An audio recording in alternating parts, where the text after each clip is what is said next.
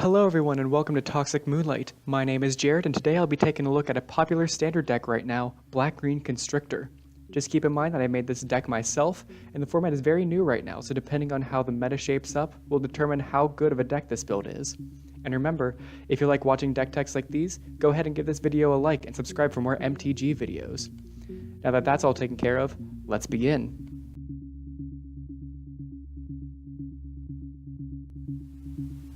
Let's start off with the card this deck is named after, Winding Constrictor, of which we play a playset.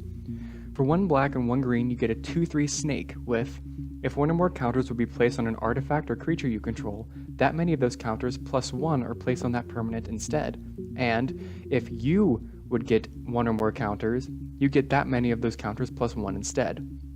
So, if you haven't noticed, this deck wants to abuse Winding Constrictor's abilities to gain incremental value by giving extra counters to you and creatures you control until you assemble an army of incredibly beefy creatures that is bothersome to keep up with. It is also good to note that if you have 2 copies of Winding Constrictor on the battlefield, the permanent getting a counter will get 2 additional counters, and if you have 3 Winding Constrictors, you get 3 additional counters, and so on. Now this deck can perform okay without even playing a single copy of Winding Constrictor, but having them makes this deck so much more fun and just blatantly better.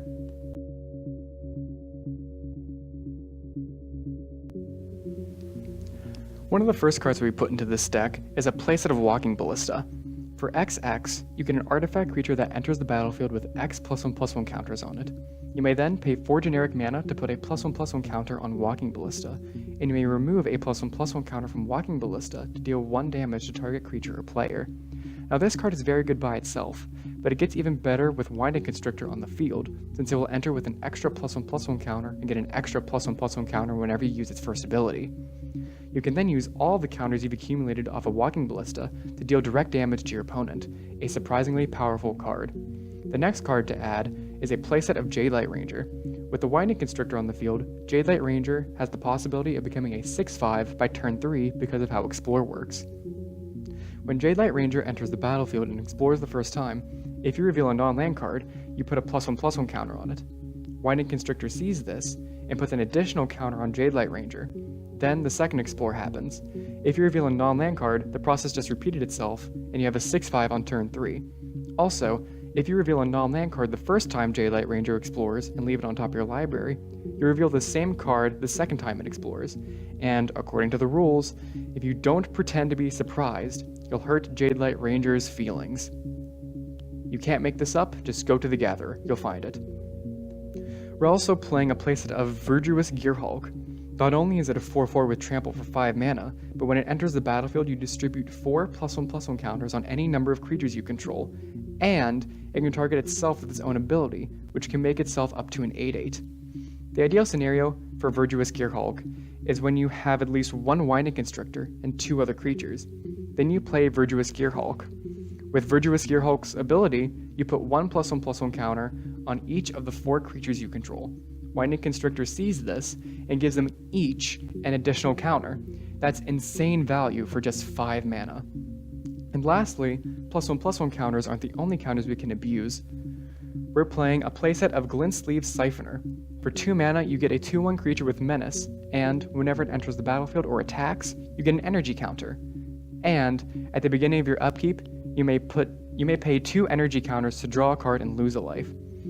If you combine this with Winding Constrictor, you'll get 2 energy instead of 1, which you can immediately use to pay the Glintsleeve Siphoner's upkeep ability to keep your deck from running out of gas.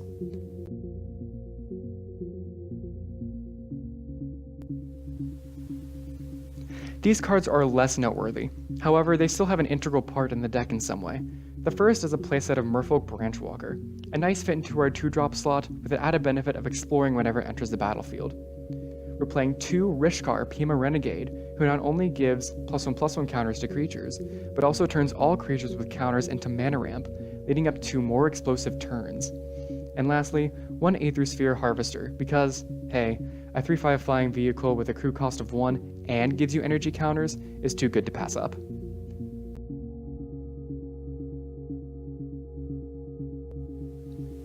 Next we have our removal. We have A playset of Fatal Push to get rid of early problematic creatures, with the possibility of getting rid of beefier creatures with Revolt online. 3 copies of Vraska's Contempt for the flexibility of exiling a creature or planeswalker while gaining some life, and 2 copies of Ravenous Chupacabra to destroy a creature an opponent controls and create a significant tempo swing in your favor.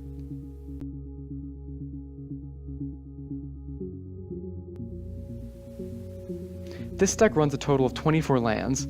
We have a playset of Blooming Marsh for an early dual land, a playset of Aether Hub for added energy counters, 3 copies of Foul Orchard for more black-green flexibility, and 2 copies of Ifnir Deadlands, which can act as a pseudo-removal spell with its last ability. We then round out the rest of our lands with 7 forests and 4 swamps.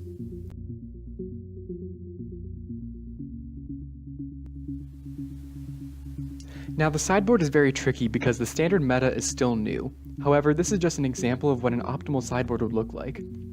3 copies of Duress for any control matchups, 2 Lifecrafter's Bestiary for an extra scry and a possible draw whenever you play a creature, 2 Gaunty Lord of Luxury to steal a card from an opponent's deck, 2 Lost Legacy to permanently remove a win condition from an opponent, 2 Naturalize to get rid of any pesky artifacts or enchantments you find troublesome, 2 Deadeye Trackers to remove cards from an opponent's graveyard with the added benefit of Explore, and finally, 2 Vraska Relic Seeker in case you run into a long game board stall.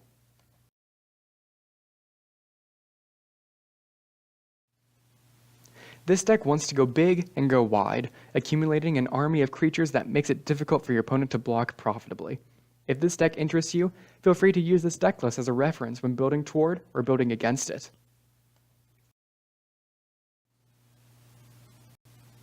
Thanks for watching.